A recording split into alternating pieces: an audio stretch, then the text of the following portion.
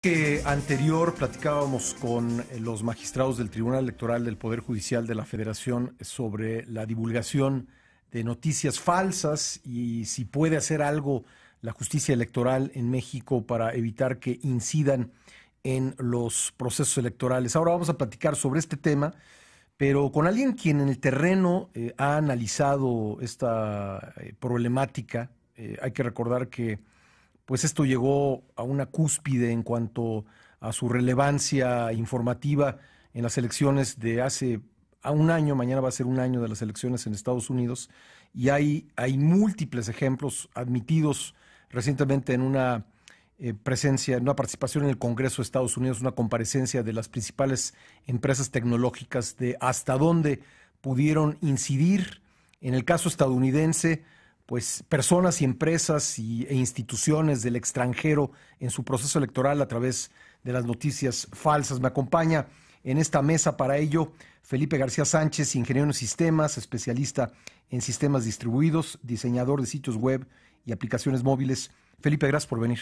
A ti, gracias por la invitación, Pascal. Muy bueno, ¿cuál es la problemática a la que nos enfrentamos en México con un proceso electoral que ya comenzó, que pronto entrará en la etapa de precampañas y luego de campañas, en cuanto a la posibilidad de que se difundan noticias falsas para tratar de influenciar al electorado?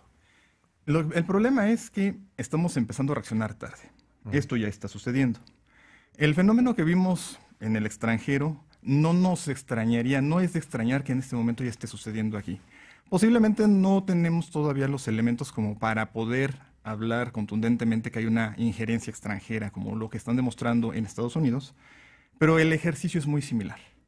El ejercicio de la difusión de las noticias falsas es una cosa muy habitual, digamos, en las redes sociales. En este momento está sucediendo. No es cosa nueva, donde tú puedas ver tendencias, tanto en Facebook como en Twitter, donde tú puedas ver tendencias que están empujando hashtags, pues están posicionándolos a favor o en contra de diferentes personajes, porque no solamente es con respecto a los candidatos o la parte electoral que viene, sino que inclusive y curiosamente el fenómeno se está dando incluso entre las mismas facciones de los partidos. Tú puedes ver, a lo mejor sin comprometernos con respecto a qué partidos, ¿no? Pero ahora los partidos están inclusive confrontados entre ellos en algunas situaciones y están haciendo uso de este tipo de elementos. El problema es que esto está nada más demostrando que estamos vulnerables precisamente al fenómeno. No sería de extrañar en lo más mínimo que conforme nos acerquemos a la campaña en forma, esto va a crecer en gravedad y en volumen.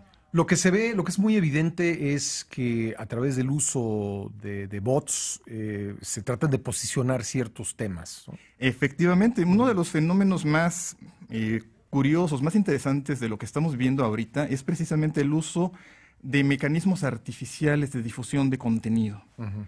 Desafortunadamente, hasta en eso estamos un poquito todavía recientes en los conceptos y en las ideas. Apenas estamos empezando a entender realmente el alcance de lo que es un bot.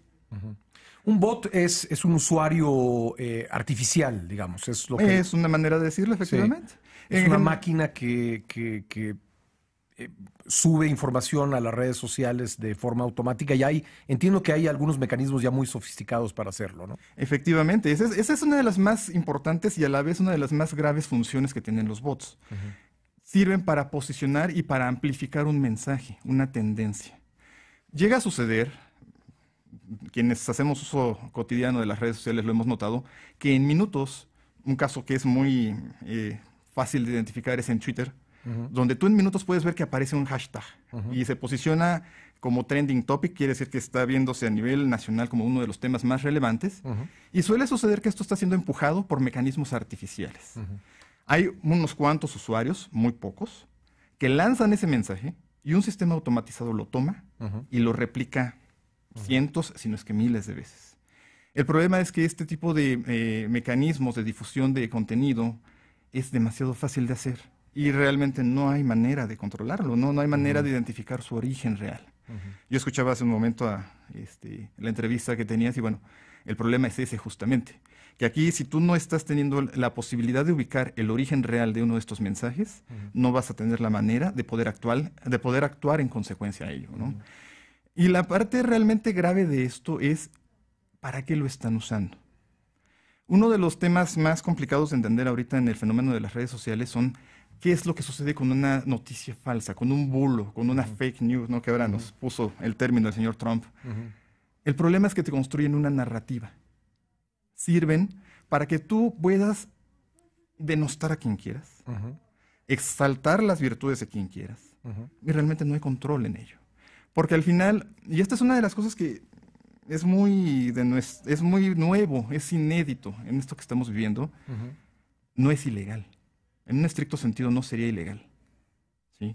Porque se apela a la libertad de la expresión del usuario. Sí. ¿Sí? Entonces, si tú tienes un ejército de 1000 bots en Twitter, también funcionan en Facebook, y están replicándote un mensaje, y están empujándolo, no va a haber manera realmente de conocer cuál fue el origen de ese mensaje. Tú comenzaste esta conversación conmigo diciéndome, reaccionamos tarde. ¿Qué es lo que tendríamos que estar haciendo a estas alturas? Y considerando el tiempo que se ha perdido, ¿qué tendríamos que hacer a partir de ahora? Mira, una de las partes más complicadas es el tema de la ley, precisamente, el marco legal. Se le conoce como la granja de troles de Olgino. Y es un lugar que, bueno, en apariencia hacen cuestiones de Internet, pero realmente tienen una segunda función en la que sus usuarios están contratados específicamente para estar generando, empujando y amplificando noticias falsas. Y esa agencia ha operado lo mismo en Cataluña que en el Brexit, que en la campaña de Donald Trump. Y déjame decirte que hay un factor adicional del que también se ha hablado muy poco. Toda esta campaña estuvo en buena medida coordinada por una empresa, la empresa Cambridge Analytica. Y la empresa Cambridge Analytica está trabajando ya en México. ¿Haciendo qué? No nos quieren decir y no lo van a admitir. ¿A través de un representante o...? Tienen oficinas aquí en México. Hace unos días se supo que están reclutando personal. Ellos admiten que van a operar a favor de... Más bien no a favor, más bien no nos han dicho a favor de quién, pero están admitiendo que van a operar en las campañas para gobernador de 7 estados en el país. Entonces... ¿Ya es una empresa que se pone al servicio del mejor postor? Efectivamente. Y, por si quedara alguna duda, buena parte del financiamiento de esta empresa es ruso.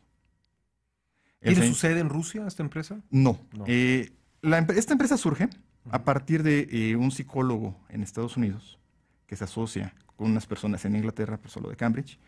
Buena parte de su financiamiento para operar viene del señor Robert Mercer. El señor Robert Mercer tiene intereses rusos, tiene intereses con el señor Stephen Bannon. Bueno, Stephen Bannon creo que está de más decir quién es y qué ha hecho. Sí. Esa máquina que te estoy describiendo ya está operando en México. Está operando en México. Son expertos, y esa es una de las partes que nadie ha querido, no sé por qué nadie lo ha mencionado realmente con la seriedad creo que merece, que son expertos precisamente en esto, en manejar todo el aspecto de las redes sociales. Esa es una de las partes más complicadas, porque ellos tanto toman información de las redes sociales para formar una tendencia y después sacarlo de la pantalla. Ellos fueron los que pudieron deducir, por ejemplo, para que tengamos claro de cuál puede ser el alcance de lo que están operando ellos pudieron deducir qué publicidad poner en Facebook. Y lo interesante del caso es que inclusive se operó publicidad tanto para incentivar al voto, como para desincentivar el voto. Operaron para incentivarlo en los sectores favorables a Donald Trump y lo desincentivaron en los factores contrarios a Donald Trump. Pero además, parte de la estrategia que ellos manejan extraordinariamente bien es hablar por los dos bandos. Poniéndolo en un caso muy radical como sucede ahorita en Estados Unidos que están tan polarizados, lo mismo alentaban al ala conservadora de Estados Unidos, toda la parte de los conservadores pro armas, blancos y bueno... ¿Para que fueran a votar? Para que fueran a votar, para que salieran a expresarse, ellos dicen a expresarse, que son estos rallies racistas que inclusive se documentaron, pero también alentaban a la parte contraria, en este caso organizaciones pro negros. Generando una polarización y con ello la ganancia de alguien, ¿no? Efectivamente. En buena medida se ha llegado a comprobar que los choques raciales que hubieron en Charlottesville y en Ferguson surgieron a partir de esta manipulación. de esta empresa en concreto? Mira, ellos no lo pueden, no lo admiten, pero sí se sabe que ellos fueron los que coordinaron cuáles eran los elementos publicitarios que la campaña de Donald Trump tenía que hacer. Y este par de ejemplos que estamos poniendo de los choques de tintes raciales que hubieron en Estados Unidos fueron incentivados a partir de esa publicidad. Esta empresa decía qué publicidad manejar, dónde hacerla llegar, porque esa es una de las cuestiones que además es muy grave, de lo que creo que para lo que nuevamente no estamos listos, es el tremendo poder de segmentar el mensaje que tienen las redes sociales actualmente. Facebook tiene una capacidad de hacer llegar la publicidad al target que tú indiques. Entonces, si tú quieres mostrarle a los grupos de cierta tendencia la publicidad que los incentive para hacer, Les llega a ellos. les llega directito a ellos. Y al otro grupo igual. Exactamente. ¿Desde cuándo dices que está esta empresa presente en México? Mira, se sabe, nosotros empezamos a ver que estaban abiertamente admitiendo que iban a operar aquí, cosa más o menos abril de este año. Hace un par de semanas, a través de Facebook, están reclutando ya. Sí, entonces es claro que se iban a operar aquí en México. ¿A favor de quién? No se sabe. Aún en Estados Unidos, aunque se sabe que trabajaron en la campaña de Donald Trump, nunca han admitido realmente cuál fue totalmente el alcance que tuvieron en esa campaña. Pues un tema que no se agota.